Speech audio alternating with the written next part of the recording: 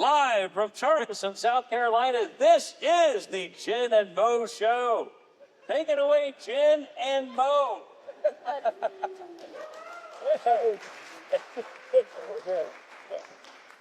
Thank you, Mr. Ken Evans, and welcome. Well, I'll do this like I'm doing this in Zoom. I want to introduce myself again. Welcome to the Visionaries Show. I'm your host, Crowe, and my co-host. Mohan, Ananda. I'm just around to go. Yes, that's what he usually says. I'm just an entrepreneur. The thing about this show is that he's the beauty, I'm the brain. Do you agree with that? Anyway, so we have today a wonderful, wonderful guest. She's more than a woman. She's a wildly successful entrepreneur. And when I say wildly, because it's hard to become, I don't know, it's hard to become a successful entrepreneur when you're a woman, because we women, we tend to do a lot of things at the same time. We're very good at multitasking, right? You gotta be a mother, you gotta be an entrepreneur, you gotta tidy up the house, you gotta make sure the bed's done in the morning, all those things. And Good cook. is that me? No? Without further ado, we want to turn the spotlight onto our guest today. And thank you, everyone, that you are joining us here. Let us all welcome Miss Sally Bryant. Welcome to the show. Thank you, Jen. I appreciate that. I will tell all of you that I think this is what happens when they say, okay, who wants to do this? You know, take a step forward. And all of you must have taken a step back. Not sure, but I know we're right after lunch, so I'm going to try to keep it super interesting and exciting. Don't make me dance. You don't want to see it. We're not going to do this. Go ahead, Mr. Mohan. You can start asking a question. Hi, Sally. It's such a pleasure to meet you. Thank you, Mohan. Maybe before we do anything, give a very brief introduction about who you are. I don't mean to interrupt you, but I am interrupting you. Let's try to Yes, sir. and put this closer to your mouth. Thanks. And let me start again. Yes. Thank you, Sally. It's a good pleasure to meet you.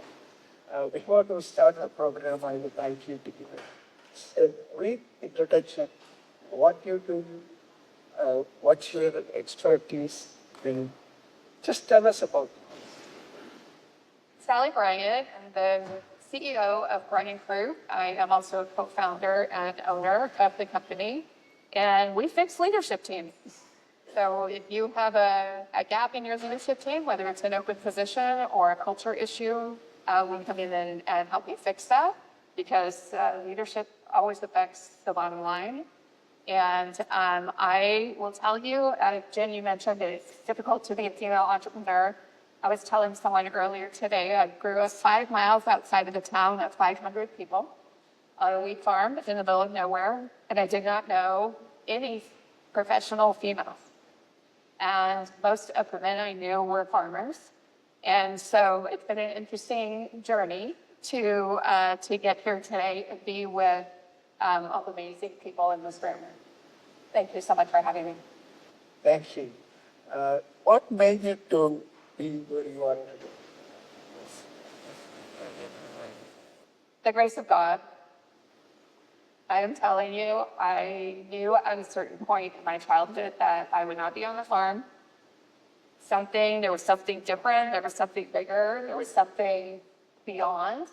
I won't say better, because growing up in that lifestyle was absolutely amazing, and probably still maybe one of the healthiest ways to grow up and to raise a family. But I just knew that there was something different and that I wanted to make an impact. I am so passionate about helping people be the best version of themselves and to help their organizations be better. And that's really what gets me out of bed in the morning. I started my career actually my last semester of college. I'm a really good student, but I don't like to be a student. So instead of going to class, I did not go to one class my last semester of college. Don't tell your students, Chris. I did not go to class in one class. I took an internship for course 10 because I'm a worker. I like to be productive. I didn't want to be in class. And that was the beginning of how I got to where I am today, because that journey, that job that I took as an intern led to the next thing, to the next thing, to the next thing, until you can look back on your life and realize that your life prepared you for your life, and everything led to where I am today. Excellent. That's fantastic. Before Jen, one question I asked, I haven't asked it. In your LinkedIn profile, you claim that you are an activator. Can you explain what that means? Yes, so that's actually, for anybody who here is familiar with Clifton Strengths. So activator is one of my top 5 strengths. And what that means to be an activator is I am really good at the big ideas, and I'm really good at getting them started, and I better have a team around me to finish them up.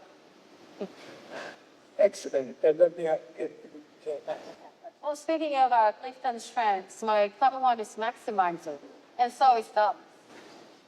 I have, but that's one of my top 5. And what's your number 2? Oh, I don't know what order they're in. Remember my top 1 and 2 are maximizer, strategy. So, right, so think about both of those. Anyway, so back to you. I'm curious, did you just, you co-founded it with your husband, right?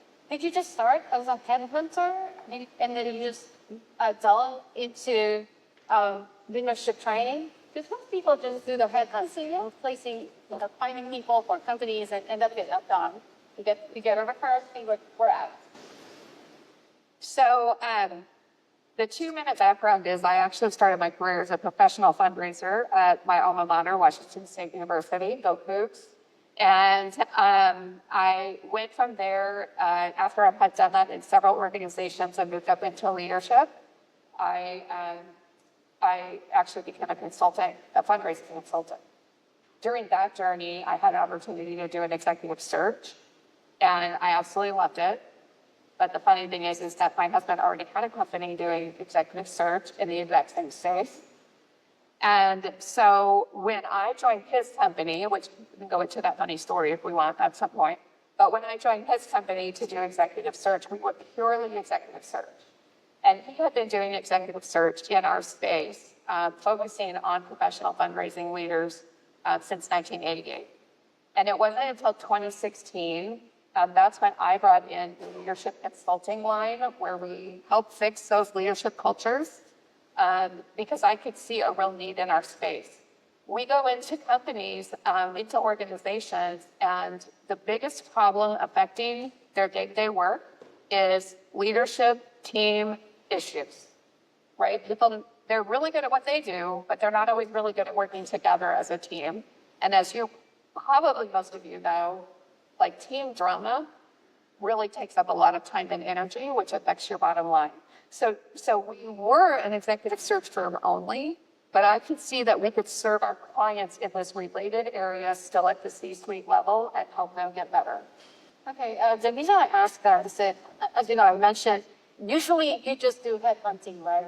You place some leaders into the organization, and you added that component into what you're already doing. Is this something every one of us can learn from her? Because you are, let's say you have this particular offer, a primary offer, and if you add a complementary, something complementary to that, then it can boost maybe the revenue of your company, the reputation. Now, that's my next question. How did it accelerate the growth of your company by adding that component? So first of all, I will say during COVID, it actually was really important because nobody was hiring in 2020. But everybody needed help figuring out how to make a decision in an environment that they'd never been in. And if you think about our clients, big universities, big hospitals, some of them are the only game in town. And if they decided like their students weren't going to come to campus that year, that meant that individual business owners like you and I may go out of business. If we had a brick and mortar store, we owned a restaurant, we owned a hotel. So they're making decisions that are affecting not just their students, but they're affecting thousands of people's lives. And so they were coming to us to help them make those decisions in a way that was filled with integrity and to figure out how to make those decisions. So it's been interesting because that line has grown in our business like a hockey stick. And the funny thing that we find though is when search is out, then usually leadership development takes a little bit more of a backseat. And when leadership development's really high, search goes down a little bit. But I do think it's been a huge part of our growth where we have quadrupled. I think it was from 2020 until 2023, we quadrupled. And I think that was a big piece of it. Oh, great. That's it's quite interesting. That vision came to you by observing the trends. It's really funny you asked. And by the way, I shouldn't say a thing. I know the numbers. I mean, it was a huge piece of it. So one of my strengths that my team and I have identified in myself, you don't always know your own strengths because if it comes naturally to you, you're not aware of it. So we brought in this leadership development piece. Our competitor executive search firms out there weren't even thinking about it. They weren't doing anything like this. And they've brought it in the last couple of years. But one of my strengths is seeing trends in our industry and starting them before other people. And it's a very interesting strength that I never wanted to own until just recently because it's not really based on data.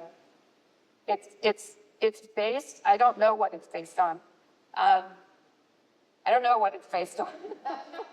I'm visionary. You see it before others did. Yeah, and I don't always see them. You know, like I should have not invested in Zoom because we were already using it when COVID hit. I should have done that. Zoom would have busted. People say that because Zoom is now successful, but if it had busted, they wouldn't say that, oh, I should have invested in Zoom. And I was already using it. Most people were using it. Because we did remote before the pandemic. We were already remote, my team. That's right. That's right. Anyway, I'll ask you the more intriguing questions later, so be ready. I'll turn you. This is such a hard part. Put it to the beauty. Maybe you can distinguish between leadership development and leadership coaching. Absolutely. Great question. So usually when we say leadership coaching or executive coaching, we're usually talking about one-on-one coaching. And we do that for leaders. Leadership development is either team coaching. So for example, we'll give assessments, we'll help figure out what the issues are, and then we'll do workshops to help people work better together and overcome their own specific issues. The best type of leadership development is combining the team work, the team coaching with individual coaching. That's where we see the biggest differences, and we're heavily relying on assessments that help us show and help the team figure out if they're making progress. Because these things that seem a little squishy, right? They seem a little hard to measure. They actually are measurable. Can I have a follow? You can have two more. What makes you different from the rest of the competition? What makes us different from the competition? You mean competition in Executive search. Oh, okay. So the first thing that makes us different from our main competitors is that we do what we call the full talent life cycle. So we solve leadership problems. And a problem could be you have an empty seat and we'll fill it. Or a problem could be you don't have trust on your team and we're going to help you fix that. A problem could be we have a new person, but we don't have anyone to help them onboard. So we can help you with onboard. For example, we'll do coaching with a brand new college president who's never been a president before. We'll help them figure out how to do that. We're different because we want to provide a full circle solution for anything that you need at the C-suite level that needs help, that needs a problem solved. Most of our competitors are 95% executive search. And from what candidates tell us, and I do love some of my competitors, we're frenemies, they're more transactional. So that's the other thing on the executive search side. In all of our business, we're relational. Most people think of executive search as transactional. And candidates will tell you that they feel like a number or like a piece of livestock, because it's like, okay, well, we're going to put you, and you up there. Okay, you and you didn't get it. Sometimes other firms, again, we have heard from our candidates, they're never even told that they didn't get the job. They will find out from seeing it on the internet. What we do with our candidates is from day one, is we get to know them. And we want to make sure that this is as good for them as it is for the organization. How are you going to be able, not only how can you help them, how can they help you? Is this a good move in your career? Is this good for your family? And one of the things that I am most proud of is that the number of testimonials we have from candidates who did not get the job, who say, this changed my life. You gave me confidence. Thank you for believing in me. Thank you for showing me things about myself I didn't know. And so I had a potential podcast opportunity just a couple of weeks ago, and the gentleman said to me, oh, that's transactional. And I just told him what I just told you, and he said, okay, thank you very much, we'll be in touch. And I thought, well, that's interesting, but that's great, because, you know, then you're not my kind of people, because I am all about how can we help people through relationship. And I don't think you're always going to find that in a search firm or even a leadership consulting firm. Okay, what's your plan for growth and closing the 2 to 3 years from now? Let's talk to the guys that were on my table this morning. What's my plan for Crowe? No. So we're actually investing heavily in all of our aspects of leadership services. And we're actually coming out with a new line of service that has to do with executive search, but it's actually at a little bit lower level. So we started out as an executive search firm serving fundraising professionals. So let me just give you some context. Fundraising, philanthropy in this country is a $400 billion business every year. $400 billion. The people who are giving that money away are not corporations or foundations. That's about 15% of it. 85% of it is people like you and me. And most people don't know that there are thousands and thousands and thousands and probably millions of people who are working in that industry. So what they're doing is they're meeting with people, they're creating programs, they're working the IT, they're doing all the things that are the reason why these universities have multi-billion-dollar endowments. Those don't just happen. They happen because there are so many people working on that. So we started in that space. And what's happened in that space is that when I graduated from college, there were no programs that taught you how to be a fundraising officer. There are now over 300 degree and certificate programs in the US that will teach you how to do that. That is because the demand has grown so fast that at the entry-level fundraising positions, there are hundreds and hundreds, if not thousands, of positions open in this country with no money to fill them. So we are creating a service that will do that. It's not executive search. You can't do it at the executive search level because the entry-level salaries are not high enough to do that. By the way, if you have kids graduating from college, this is a fantastic career for them to go into. It is fantastic. Benefits are great. Salaries are good. The environment is, the culture of the workplaces is amazing. You get to work with people like this, Taylor. Let me ask one more question before I get anything. Do you use AI in your day? And how do you plan to use it in the future? I love that question. So we are working diligently in our company to incorporate it. It's it's a lot easier to incorporate it for efficiency than it is for creativity and efficacy. But I've learned a lot today and yesterday that we're going to be taking back to them. We use it in some basic ways you would expect. We use it to draft proposals and draft marketing pieces and do some things like that. We also use it we have a massive database of these people that we recruit, and we have huge networks of relationships. But we can also ask AI, if you had this kind of job at this kind of place, where would you go to source candidates? Because our candidates are not applicants. We have to go out and get them. We go out, it's when you get a phone call from that headhunter, it says, I got a job, you got to look at it. And you say, I'm not interested. And what do I say, Chris? You got to be interested. Trust me. Just come look at it. All right. So that's what we do. So AI's great for that. But here's the other thing, is our program, our service I just told you about, I don't think any of our competitors are even thinking about it, and we will be using AI to do it. Well, speaking of AI, I just had an AI idea for you, but I have known people that if you're already working on it, or if it's a good idea at all, you know how when you order from DoorDash or Uber Eats, or when you're actually processing your visa to get into the United States, you go in a portal and you check the status, and it's just like DoorDash, order received. We are preparing your order. Your order is ready.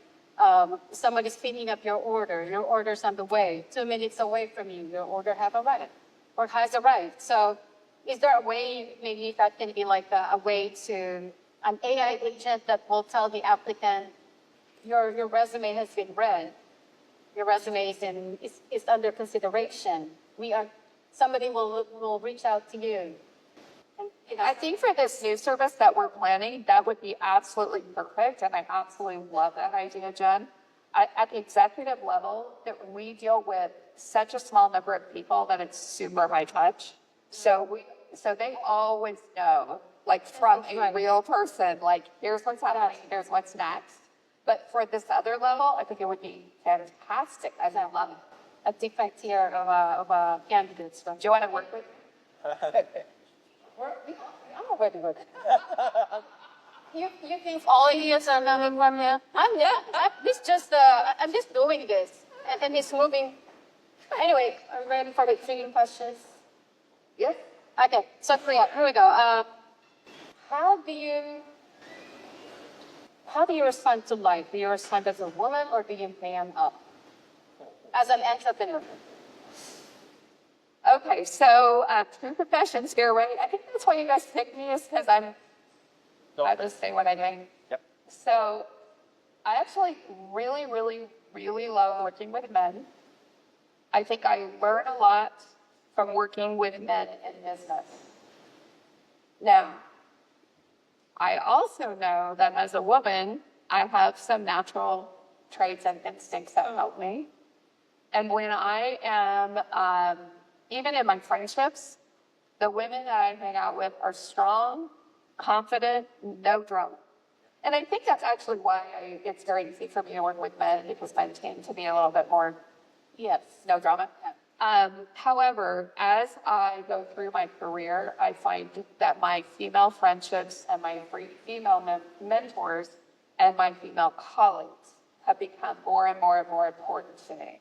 I've learned a lot from men, but the relationships with the women are becoming more precious. Wow. So this is outside of Clifton strength. What are some of your specific strengths as a woman that makes you a successful entrepreneur? So I already told you one of my superpowers is seeing some things that might be coming down the pike and being able to implement them. A fortune teller. Another thing that I have found, and we actually found this out through doing an assessment for our team, is that my 2 big strengths in business are based on intuition, and it was really hard for me to own that. Because again, funny enough, I love math and I'm really, really good at logic. And so I think it was hard for me to say that my 2 biggest strengths are based on intuition. So one is called wonder. So I'm very good at the big picture thinking. I'm very good at why are we doing something? What's the challenge we're addressing, or what's the opportunity? My team is very good at taking it across the line. I have to make sure that with my wonder, they're on the right playing field, because they'll take it across this line and I'll, have to bring them back. So that's one. And the other one is discernment. I'm really good at figuring out what's a good idea. And I need data, but I don't need a lot of data. I am very ready, fire, aim. I'm very action oriented. So it's like, okay, well, I see the target over there, fire, okay, missed it, just aim a little, okay, fire again. because I can't work with people who are already and like you're. You just say you have focus, meaning you have a certain calmness inside you. Because if you're calm inside, then you can see the things around you. It can be from your intuition, from your data, from the circumstances around you. Now, here's my final question for you before I turn this over to Mohan to ask the final questions. How do you, this is not only because you're a woman, this is applicable to men and women. How do you maintain mental strength even when you're down and depressed? Because we're not free from depression or some mental health issues, right? How do you maintain your mental strength? 2022. My year started with COVID. The bottom whole floor of my 3-floor townhouse flooded. I came home from speaking at a conference and my husband had had an aortic dissection. We did not know that. We thought he had had a heart attack. The EMTs left him at our house. They didn't take him to the hospital. Got to the hospital. Aortic dissection means you've got a rip in your aorta. His was from above his heart down into his leg. And he'd been sitting at our house for 6 hours with it. Took him to the hospital. Obviously, surgery the next day. The day after that, I ended up in the ER, so I couldn't stop throwing up, and that had been going on for months. 5 days later, I brought my husband home hallucinating. I brought him a 6'2" man who thought that there were people in his room and battleships coming out of the ceiling, and I mean, it's crazy. 2 days after that, we put my mom on hospice. A month after that, I got diagnosed with Sjogren's syndrome. A month after that, I needed carpal tunnel surgery. My house was opened up to the studs. The walls were out. There was nothing. We're living in this house now for 6 months like that. I said, you know, I'm gonna make this fun. We're gonna move out into an Airbnb for a month while they fix our house. Did that. While we were doing that, we decided to buy a new house so we could live near our kids in Austin. Just about ready to move into that house. This has only been like a 7-month period. And right as we're ready to move, the doctor says, you have breast cancer. I had lost 25 pounds and everyone's telling me, you're fine, you're fine. So we're about 8 months into this and I'm just like, I haven't even cried over my mom. Because I'm a person that's like, if I got stuff to do, I got shit to do, I just get shit done. Because I can't stop and be worried about all this crap that has happened. And I was like, how did I get through this year? And I looked back and I said, by the grace of God, by gratitude for everything I had. You guys, it was our best year ever in business. We made more revenue that year than any other year. My team is amazing. I was so grateful. And then, you know what? Growing up on a farm teaches you a little bit of grit. So I would say grace, gratitude, and grit is how I get through the tough times. Excellent. I mean, it's amazing.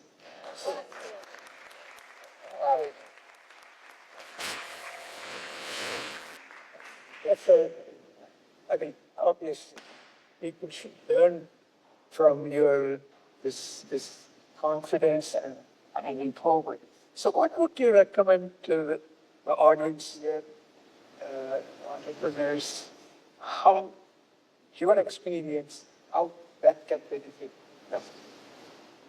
Oh, that's the hard. You're right. He does ask the hardest ones.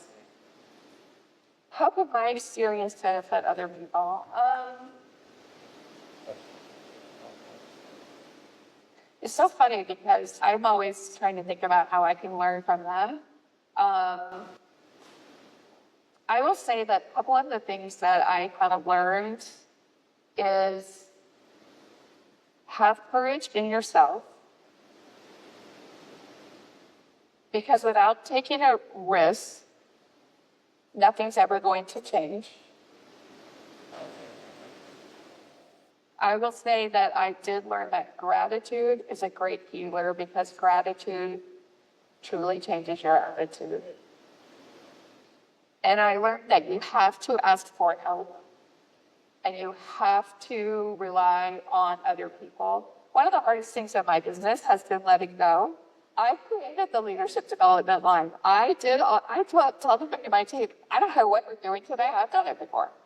So guess what? You can't BS me about it either. But I had to learn to give those things up. Because if we're really going to grow and I'm going to be a leader, and actually you asked about women, what I see, this is harder for women than men. It's just hard for us to give up our babies that we've built and let someone else take them and have us focus on bigger things. And that's still a journey for me, but I have come a long way in that.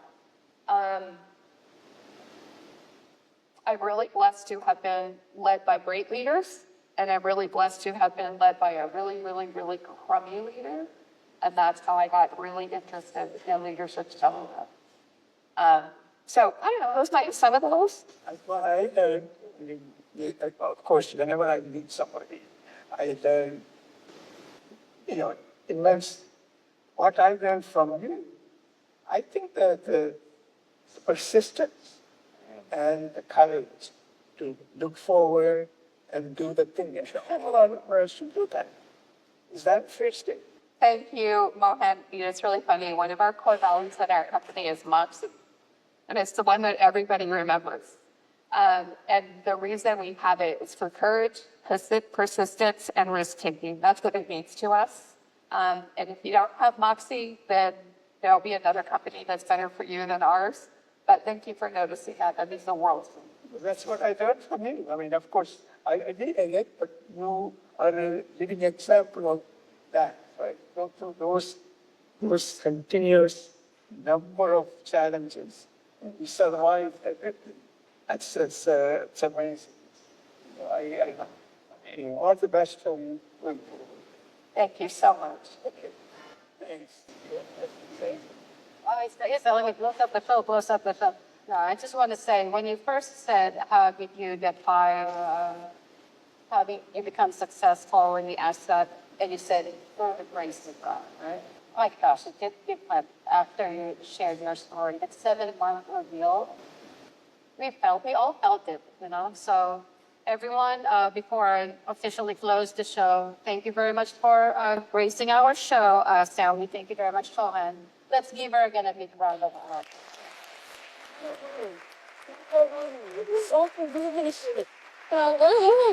We'll see you again in our next episode, which will be on Zoom. I'm Crowe, and this is my co-host, Mohan and Ananda. Thank you.